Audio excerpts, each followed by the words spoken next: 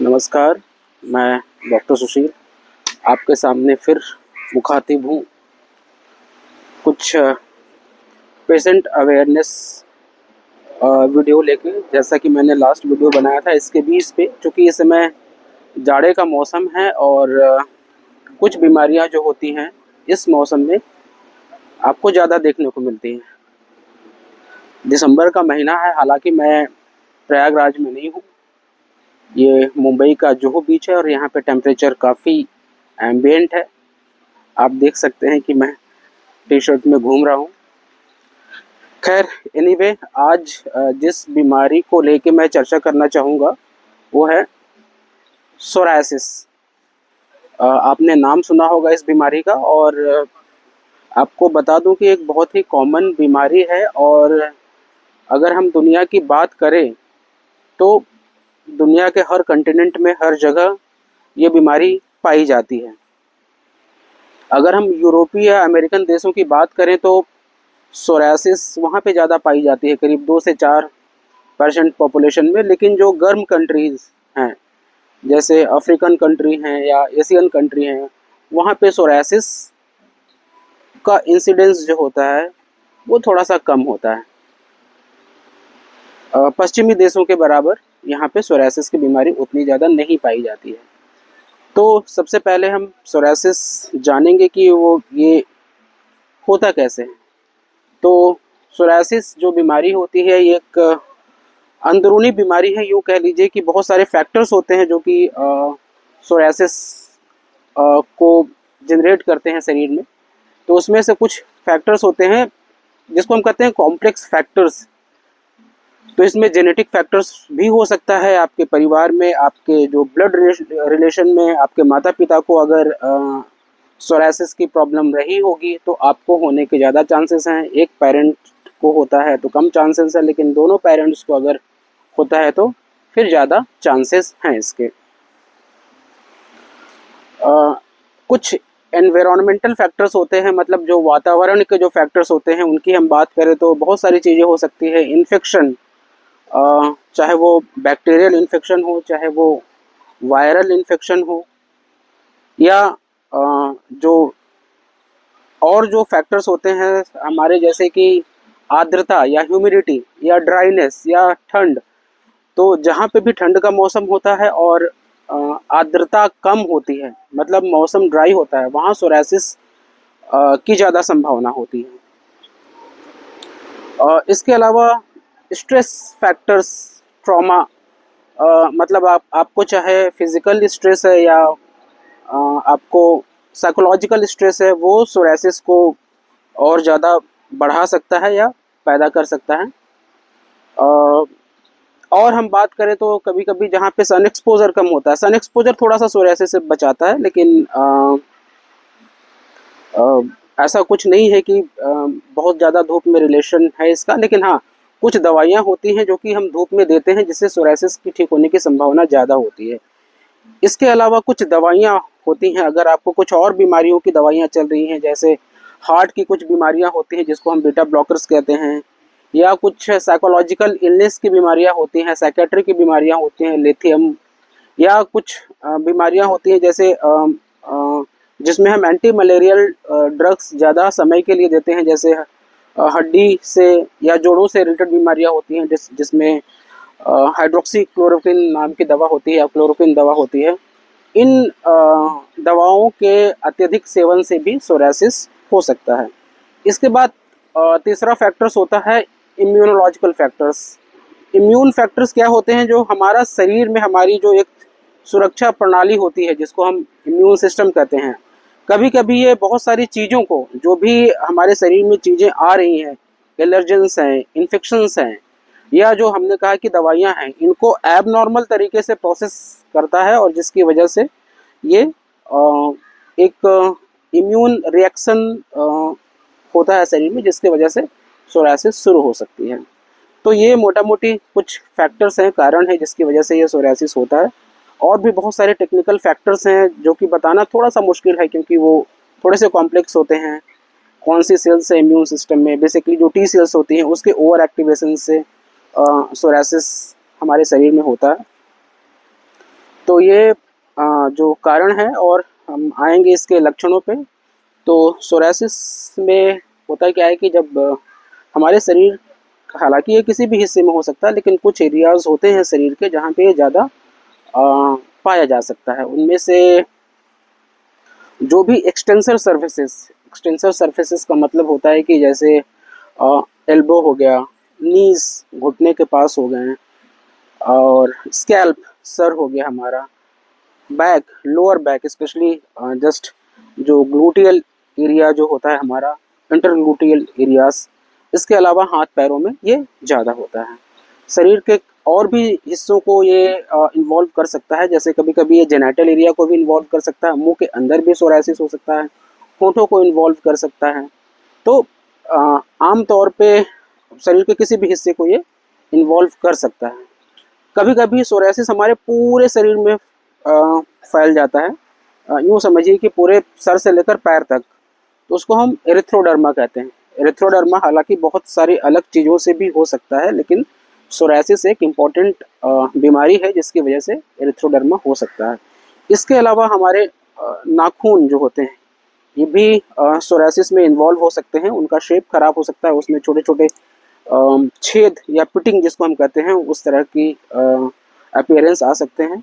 इसके अलावा सबसे ज़्यादा इम्पोर्टेंट जो सोरासिस में है वो है जोड़ों का इन्वॉल्वमेंट।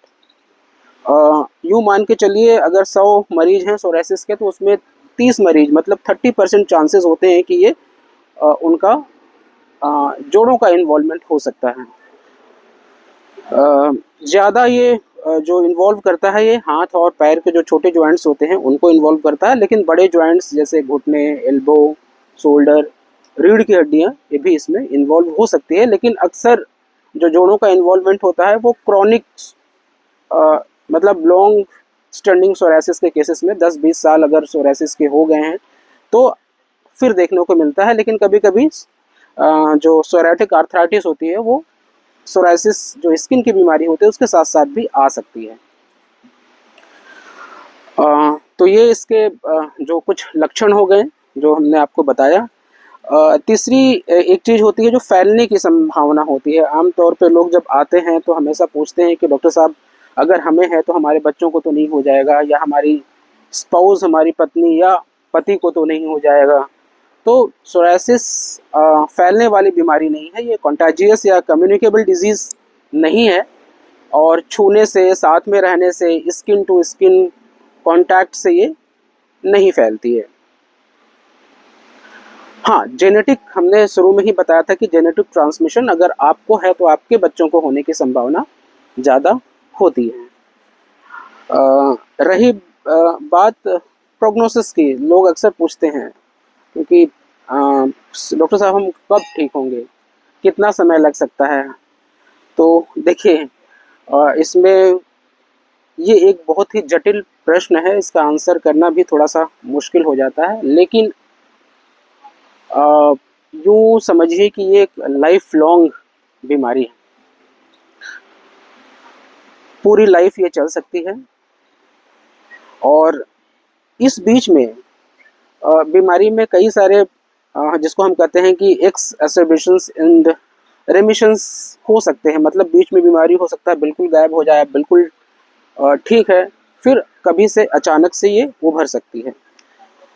उभरने के कई सारे कारण हो सकते हैं, जैसे मैंने पहले ही बताया था कि कुछ दवाइयाँ हो सकती हैं इसके पीछे, कुछ एनवायरमेंटल फैक्टर्स, इन्फेक्शंस वगैरह हो सकते हैं, आपका साइकोलॉजिकल या बॉडीली स्ट्रेस हो सकता है, बहुत सारी चीज़ें होती हैं जो कि इसको बढ़ा सकती हैं। मौसम का भी रोल हो सकता है बढ़ाने में। तो यूँ समझ लीजिए कि इसका अगर आपको दिक्कत है, जब भी अगर आपको एक्टिव सोरासिस है तब तो हम इसका इलाज करते हैं, ट्रीटमेंट करते हैं, लेकिन अगर बीमारी रेमिशन में है तो फिर इलाज करने की ज़रूरत नहीं है। कभी कभी कुछ पेशेंट ये पूछते हैं कि डॉक्टर साहब हम ठीक हैं लेकिन क्या दवाई करते रहें ताकि ना आए। तो हमेशा हम मना करते हैं कि अगर आप बिल्कुल सिम्टम फ्री हैं तो आपको इलाज करने की ज़रूरत नहीं है, क्योंकि दवाइयों के भी अपने अलग साइड इफ़ेक्ट्स होते हैं और ये आपको अननेसेसरी यूज़ करने से बचना है आपको।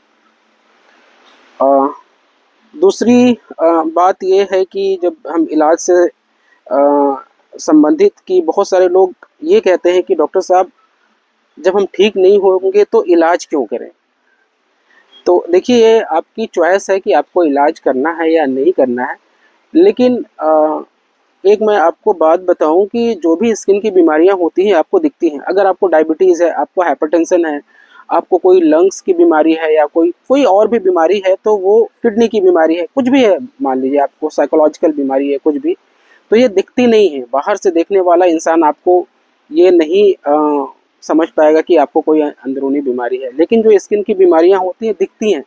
बहुत सारे जो मरीज होते हैं हमारे पास इसलिए इलाज कराने आते हैं कि सर हाथ में सोरासिस है, और लोग हमसे हाथ नहीं मिलाते हैं, हमसे दूर भागते हैं। तो एक तरह से अगर आप इलाज नहीं कराएंगे तो बीमारी और ज़्यादा बढ़ती जाएगी। छोटे एरिया से शुरू होती है और बड़े एरिया को इन्वॉल्व कर सकती है। तो एक तरह से लोग आपको सोशली बॉयकॉट करने लगेंगे। तो इससे आदमी और ज़्यादा स्ट्रेस में चला जाता है, और ज़्यादा टेंशन में चला जाता है, और जिसकी वजह से सोरासिस और ज़्यादा बढ़ सकता है। तो मैं तो आपको यही सजेस्ट करूंगा कि आप ज़रूर इसका इलाज कराएं। जैसा कि मैंने बताया था कि सोरासिस जो इसके जो सिम्टम्स होते हैं, वो इसको हम कई टाइप में बांटते हैं। कोई भी बीमारी एक एक बराबर नहीं होती है सर, सब लोगों में। एक एक बीमारी स्पेक्ट्रम के रूप में होती है। किसी में वही बीमारी बहुत माइल्ड स्टेज में है, या बहुत कम उनको इन्वॉल्व करती है, बट कुछ लोगों को ये बीमारी बहुत ज़्यादा सीवियर तरीके से उनको अफेक्ट कर सकती है। तो डिपेंड ये करता है कि आप अ, अपनी बीमारी के साथ कितने कंफर्टेबल हैं या कितने परेशान हैं, जो कि आपको डॉक्टर के पास लेके आता है। फिर हम बात करते हैं कि हाँ, टाइप्स जो मैं बात कर रहा था, तो इसमें लोकलाइज्ड सोराइसिस हो सकता है, जनरलाइज्ड सोराइसिस हो सकता है, क्रॉनिक प्लाक, बहुत किस्म के टाइप है ये। इसका बेसिकली इलाज से लेना देना ज़्यादा है, क्योंकि अ, बीमारी के अनुरूप ही इलाज होता है। अगर आपको थोड़ी सी बीमारी है, बॉडी सरफेस एरिया ज़्यादा इन्वॉल्व नहीं है, तो हम आमतौर पे सिर्फ लगाने वाली दवाइयाँ या कुछ एंटी एलर्जिक दवाइयाँ, खुजली अगर हो रही है तो उसके लिए दवाइयाँ, मॉइस्चराइज़र एक बहुत इंपॉर्टेंट चीज़ होता है। मॉइस्चराइज़र, अगर आपकी स्किन सूखी रहेगी, ड्राई रहेगी, तो आपकी बीमारी और ज़्यादा फैलती जाएगी। तो जो मॉइस्चराइज़र्स होते हैं उसका बहुत ज़्यादा इम्पोर्टेंट है इस बीमारी में। और जो खाने वाली दवाइयाँ होती हैं, इसका हम बेसिकली तब ज़्यादा इस्तेमाल करते हैं जब आपका बॉडी सरफेस एरिया ज़्यादा हो, आपके शरीर का बहुत सारा हिस्सा इन्वॉल्व हो, तब जाके खाने वाली दवाइयाँ दी जाती हैं। क्योंकि खाने वाली दवाइयों के अपने अलग साइड इफ़ेक्ट होते हैं, जो कि जो भी दवाइयाँ हम इसमें यूज़ करते हैं वो इम्यूनोसप्रेसिव दवाइयाँ होती हैं। तो आपके शरीर के वाइटल्स ऑर्गन्स को इन्वॉल्व कर सकती है, उनको नुकसान पहुंचा सकती हैं। तो जब भी इस तरह की दवाइयाँ हम शुरू करते हैं तो अंडर मॉनिटरिंग करते हैं। अंडर मॉनिटरिंग का मतलब होता है कि जब भी इस किस्म की दवाइयाँ हम आपको देंगे तो उसमें कुछ खून की जांचें कराई जाती हैं, या कुछ जो एक्सरे की अगर ज़रूरत है या कुछ और जांच की ज़रूरत है तो वो कराई जाती है। जांचों का मकसद इसमें आपकी बीमारी को जानना नहीं होता है। जांचों का मकसद इसमें हमने बताया कि मॉनिटरिंग होता है, कि जो भी दवाई आपको दी जा रही है वो आपको किसी किस्म का नुकसान ना पहुंचाए। लोगों को अक्सर ये लगता है कि लगाने वाली दवाइयों से कोई साइड इफ़ेक्ट्स नहीं होता है, उनका कोई नुकसान नहीं होता है। लेकिन हम बता दें कि जो सोरासिस में जो बीमारियां जो सोरासिस में जो दवाइयां यूज़ होती हैं, वो अ, अधिकतर जो दवाइयाँ होती हैं कॉर्टिकोस्टेरॉइड्स दवाइयाँ होती हैं। खाने वाली भी यूज़ करी जाती हैं कभी-कभी, बट लगाने वाले यूज़ करी जाती हैं, जिसका भी स्किन पे साइड इफ़ेक्ट्स हो सकता है। तो एक बार आपको इलाज दे दिया गया है, इसका मतलब ये नहीं है कि आप उसको हमेशा करते रहें, क्योंकि धीरे-धीरे उसके भी साइड इफ़ेक्ट्स आने लगते हैं। जब भी हम इलाज करते हैं सोरासिस का, तो इनका इलाज हफ्तों, महीनों चलता है, और पेशेंट को हम फ़ॉलो-अप में बुलाते हैं, लंबा फ़ॉलो-अप रखते हैं। 2 हफ़्ते, 4 हफ़्ते, 6 हफ़्ते के बाद हम मरीज़ को बुलाते हैं, और बुलाने का पर्पस, जो मकसद होता है, यही होता है कि हम अ, आपको मॉनिटर करें, आपको देखें कि कोई दवाई का साइड इफ़ेक्ट्स तो आप में नहीं आ रहा है, कोई उसके इल इफ़ेक्ट्स तो आप में नहीं आ रहे हैं। और दूसरी रीज़न ये होता है कि कभी-कभी जब बहुत लंबे समय तक आप किसी दवाई को यूज़ करते हैं तो धीरे-धीरे उसका जो इफ़ेक्ट होता है कम होने लगता है। तो अ, कुछ फिक्स्ड इंटरवल में उन दवाइयों को हम चेंज कर देते हैं, ताकि आप आपकी दवा की एफिकेसी बरकरार रहे और आपको दवाई से जो नुकसान होने की संभावना थी, जो लगातार दवाई चल रही थी, उससे आपका बचाव हो सके और आपकी बीमारी को भी इफेक्टिवली कंट्रोल किया जा सके। जैसा कि हमने बताया कि जो बीमारी का हम इलाज करते हैं वो बॉडी सरफेस एरिया या आपकी सीवियरिटी पे डिपेंड करता है कि अगर आपकी बीमारी ज़्यादा सीवियर होती है तो हम उसको खाने वाली दवाइयों के साथ या इम्यूनोसप्रेसिव दवाइयाँ होती हैं उनसे ट्रीट करते हैं। कम है तो सिर्फ लगाने वाली दवाइयाँ उसमें हम देते हैं। दूसरी बात है कि पेशेंट का साइकोलॉजिकल स्टेटस क्या है। कुछ लोगों को ज़्यादा बीमारी है तभी भी उन्हें कोई चिंता नहीं रहती है। कुछ कुछ लोगों को ज़रा से भी बीमारी है, थोड़ा सा भी है, एक पैच भी है शरीर पे, तो उसके लिए वो बहुत ज़्यादा स्ट्रेस में रहते हैं, टेंशन में रहते हैं।